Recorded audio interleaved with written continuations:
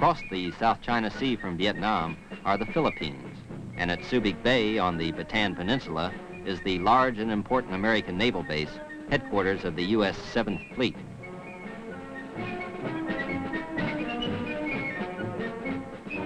It is from here that the Royal Australian Navy's guided missile destroyers operate with ships of the United States Navy, fighting from the sea in a war against the enemies of the government of South Vietnam. Set. Stand by to open fire. 10 seconds. 5, 4, 3, 2, 1, fire.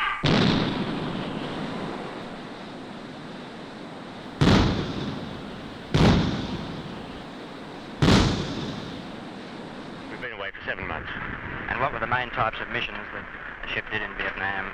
Well, there are two types of functions we performed. One was on the gunline, providing naval gunfire support to ground forces, and the other was a much shorter period of only 11 days when we escorted the USS Kitty Hawk, one of their aircraft carriers operating in the Gulf of Tonkin.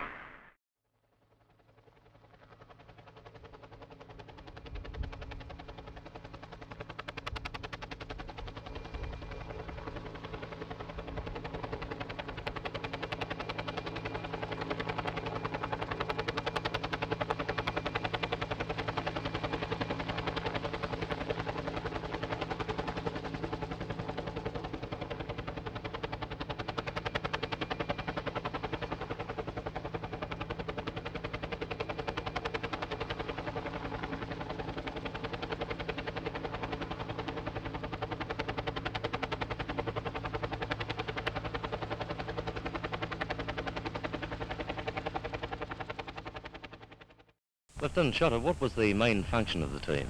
The team's main function was explosive ordnance disposal. What type of explosive were you handling? Both friendly and enemy explosives. Would the main job be the handling of booby traps? This was another part of the job, but it wasn't the main part of it, no. What part of the job would give you the most worry? I suppose the booby trap that you didn't know much about. We knew what the type of booby traps that VCON were using, just which ones you'd used at the right time was the most worrying part of it. Do you find they were very ingenious? They're very ingenious indeed. Most of their booby traps are homemade, and they look very crude, but they're very effective. What was most of your work? What did this entail? A lot of underwater work or shore work? Our work was split about 50-50 land and water.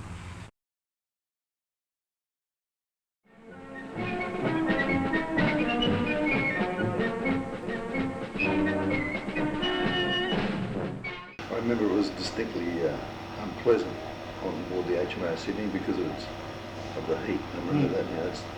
That's the thing that I remember most. Fair dinkum, when you've got 3 times the complement on the ship that you should have to do a trip like that. Yeah, it was like a bloody sauna bath in there.